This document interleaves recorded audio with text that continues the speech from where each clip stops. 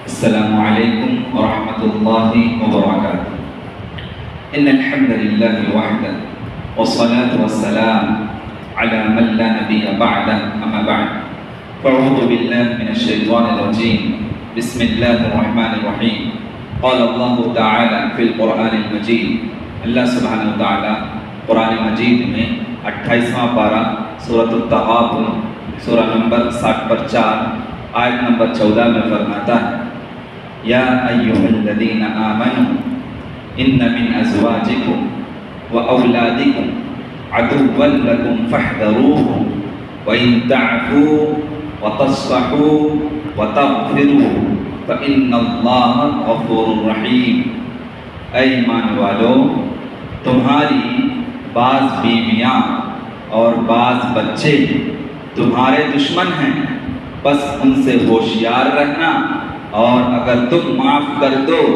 اور درگزر کر جاؤ اور بخش دو تو اللہ سبحانہ و تعالیٰ بخشنے والا بڑا مہربان ہے. محترم حاضرین، یہ آیت اس وقت نازل ہوئی جب مکہ کے بعض افراد اسلام لانے کے بعد مدینہ جانے کے لیے ہجرت کرنے کا ارادہ کیا، تو ان کے اولاد نے اور ان کی بیویوں نے ان کو ہجرت کرنے سے روکے رکھا. اور اس وقت اللہ سبحانہ و تعالیٰ نے یہ حکم دیا ان لوگوں سے جو ہجرت کرنا چاہ رہے تھے لیکن ان کے اولاد اور ان کی بیویاں ان کو ہجرت کرنے سے روک رہے تھے، مکہ سے مدینہ جانے سے روک رہے تھے. تو اللہ سبحانہ و تعالیٰ نے اس آیت کو نازل کیا اور فرمایا کہ تم اپنے فیملی ممبر سے دین کے معاملے میں ہوشیار رہنا. ایسا نہ ہو کہ اپنے فیملی کی محبت میں تم دین سے دور ہو جاؤ، کیونکہ ہجرت کرنا واجب تھا. مکہ سے مدینہ جانا مسلمانوں کے لیے اس وقت واجب تھا، ضروری تھا.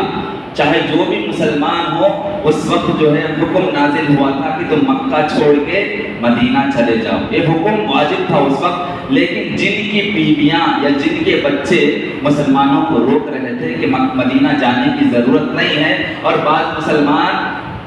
مال کی محبت میں، اپنی بیویوں کی محبت میں، اپنے بچوں کی محبت میں پڑ کے کہیں ہجرت سے رک نہ جائے، اس دین کے کام سے رک نہ جائے، دین سے دور نہ ہو جائے، اس لیے اس آیت کو اللہ سبحانہ و تعالیٰ نے نازل کیا. جب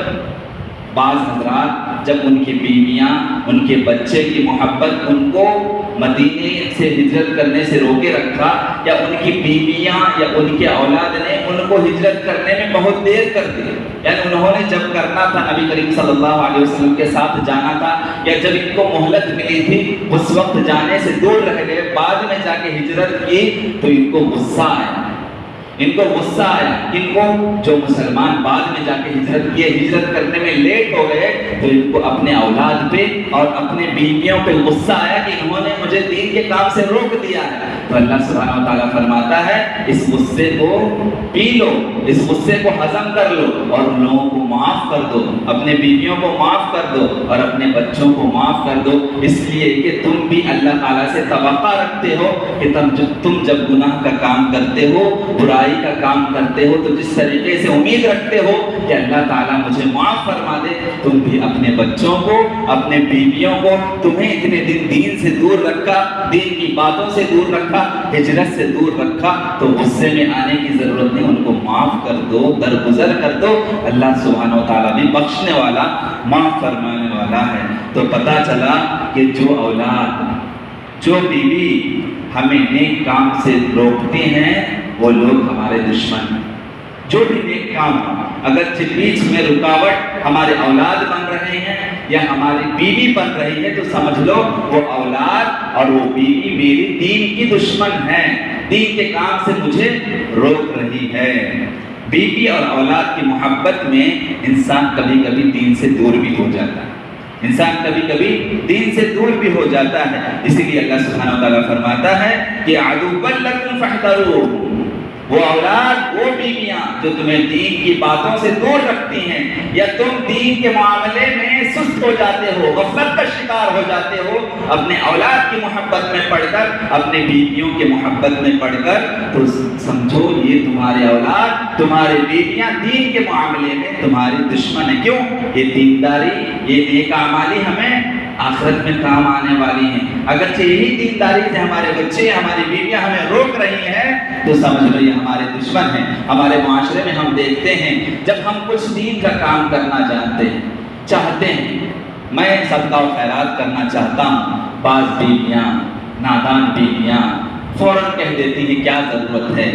اپنے فیوچر کے لیے، اپنے بچوں کے فیوچر کے لیے مال جمع کر کے رکھ لو، بیٹی کی شادی ہے، بچوں کو اچھے ہائر ایجوکیشن دینا ہے، بڑی یونیورسٹی میں داخلہ کرانا ہے، اس کے لیے بینک بیلنس کی ضرورت پڑے گی۔ ہمیشہ صدقہ و خیرات کرتے رہیں گے تو اپنی فیملی کیسے چلے گی؟ اس طریقے سے جو ہے صدقہ و خیرات سے ہماری بیویاں ہمیں روکنے کی کوشش کرتی ہیں، لیکن یہاں ہمیں رکنا نہیں چاہیے، صدقہ و خیرات کرنے سے رکنا نہیں چاہیے۔ کیوں؟ اس لیے کہ جو حق غریبوں کا ہے، جو حق بیواؤں کا ہے، جو حق مسکینوں کا ہے، اگرچہ ان کا حق ہم چھین لیں گے، دین کے کام سے دور ہو جائیں گے، تو یہ دین کے کام سے دوری رکاوٹ کون؟ بیوی بن رہی ہے۔ وہاں ہمیں اگرچہ ہم رک جاتے ہیں بیوی کی بات کو سن کر، تو سمجھ لو وہ بیوی ہماری دشمن ہے دین کے معاملے میں۔ یا کوئی بھی معاملہ جہاں دین کا کام ہو اور ہماری بیوی یا ہمارے اولاد کی محبت رکاوٹ بن رہی ہے، تو سمجھ لو وہ اولاد اور وہ بیوی ہمارے لیے دشمن ہے۔ مثال کے طور پر کسی فنکشن میں اٹینڈ کرنا، کسی فنکشن میں اٹینڈ ہوئے، عشاء کا وقت تھا، میں چاہتا ہوں کہ میں نماز ادا کروں، اذان ہو رہی ہے، میں بیوی سے کہتا ہوں، بچوں سے کہتا ہوں فوراً فنکشن میں اٹینڈ ہو جاؤ، فوراً جو ہے جو بھی ضروریات ہے پوری کر لو، کھانا کھانا ہے کھا لو، ان سے ملاقات کرنا ہے کر لو، اور فوراً نکل جاؤ، ہمیں نماز ادا کرنا ہے۔ لیکن بیوی سنتی نہیں ہے، ہمارے بچے سنتے نہیں ہیں، فنکشنز اٹینڈ میں راتوں رات گزار دیتے ہیں، 11 بج جاتا ہے، 12 بج جاتا ہے، بیوی کہتی ہے ٹھیک ہے گھر جا کے پڑھ لیں گے نماز، بیٹا کہتا ہے ابو جان گھر جا کے پڑھ لیں گے۔ اتنے سست ہو جاتے ہیں، گھوم گھوم کے اتنے سست ہو جاتے ہیں کہ گھر جاتے ہیں، تھکاوٹ کی وجہ سے فوراً نیند آ جاتی ہے، عشاء کی نماز بھی گئی، اور تھکان سے اتنے چور ہوتے ہیں کہ فجر کی نماز بھی چھوڑ دیتے ہیں، اور زندگی میں پھر دوبارہ قضا بھی کرنے کی توفیق نہیں ملتی۔ تو پتہ چلا کہ فنکشن میں اٹینڈ تو ہوئے لیکن نماز چھوٹ گئی، یا اولاد کی محبت کی وجہ سے، یہ بیوی کی بات ماننے کی وجہ سے۔ فنکشن اٹینڈنگ کرنا گناہ نہیں ہے، لیکن فنکشن اٹینڈنگ کرنے سے آپ کی نماز جو چلی گئی یہ گناہ ہے۔ اور یہاں سبب کون بنے، وجہ کون بنے؟ آپ کی بیوی، آپ کے بچے۔ سمجھ لو دین کے معاملے میں ایسے اولاد، ایسی بیوی تمہاری دشمن ہے، تمہاری دشمن ہے۔ مثال کے طور پر آپ کا پیسہ ہے، آپ کی اولاد اگرچہ آپ کے پیسہ غلط استعمال کرتی ہیں، صدقہ و خیرات سے تو روکتے ہیں، لیکن اسی پیسے کے غلط استعمال کرتی ہے۔ میری بیوی مجھے صدقہ و خیرات سے روکتی ہے، لیکن اسی پیسے کو فضول خرچی کرتی ہے۔ زیورات کی ضرورت نہیں تھی، الحمدللہ گھر میں آلریڈی بہت سے باکسز پڑے ہوئے ہیں جویلرز کے، لیکن ایکسٹرا خریدتی ہے، فضول خرچی کرتی ہے۔ یا اتنے میک اپ باکس کی ضرورت نہیں تھی، آلریڈی گھر میں پہلے سے موجود تھا، لیکن نیو عید آیا ہے پھر نئے سے خریدنا ہے، فنکشن آیا ہے پھر نیا سے خریدنا ہے۔ 10 جوڑے پہلے سے الماری میں رکھے ہوئے ہیں، لیکن نہیں مجھے الگ سے نیا جوڑا دلوانا ہے۔ اس طریقے سے فضول خرچی میں ہمارے اولاد، ہماری بیویاں اگرچہ پیسہ لٹاتی ہیں اور صدقہ و خیرات سے ہمیں روک رہی ہیں، تو یہ اولاد، یہ بیوی دین کے معاملے میں ہمارے دشمن ہیں۔ میرا بیٹا صدقہ و خیرات سے تو مجھے روکتا ہے، لیکن وہی میرا بیٹا اس پیسے سے فلمیں دیکھنے جاتا ہے، اس پیسے سے فون میں ویب سیریز دیکھتا ہے، اس پیسے کے ذریعے غلط استعمال کرتا ہے، جوئے کھیلتا ہے، شراب پیتا ہے، غلط اڈوں میں جاتا ہے، تو سمجھ لیجئے میرا بیٹا دین کے معاملے میں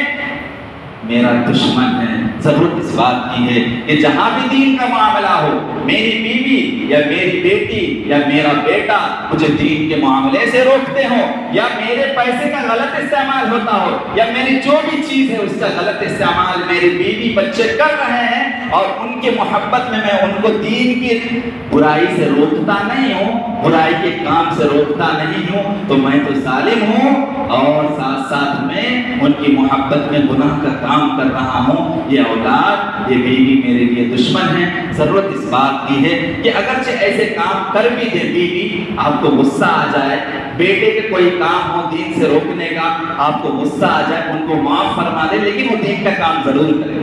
غصہ آئے گا, آپ کی بیوی روکنا چاہیں گے صدقہ و خیرات سے, آپ کی بیوی روکنا چاہے گی وقت پر نماز پڑھنے سے, آپ کی بیوی روکنا چاہے گی دوسرے دین کے کام کرنے سے, آپ کا بیٹا آپ کو روکنا چاہے گا دوسرے دین کے کام کرنے سے. آپ کو غصہ آئے گا, غصہ آنا چاہیے, لیکن غصہ آتے وقت بیٹے کو نظر انداز کرتے ہوئے, معاف فرماتے ہوئے, نصیحت کرتے ہوئے اس دین کے کام کو کر لینا چاہیے. آخر میں اللہ تعالیٰ سے دعا کہوں کہ اللہ تعالیٰ مجھے اور آپ کو ہمیشہ قرآن و حدیث کے مطابق زندگی گزارنے کی توفیق دے دے, اور اپنے اولاد کی اسلامی تربیت کرنے کی توفیق دے دے, اپنے بیویوں کو اسلامی تربیت کرنے کی توفیق دے دے, اور ہمیشہ ہمارے اولاد کو, ہمارے بیویوں کو ہمارے حق میں صدقہ جاریہ بنائیں, دشمن نہ بنائیں. وآخر دعوانا الحمدللہ.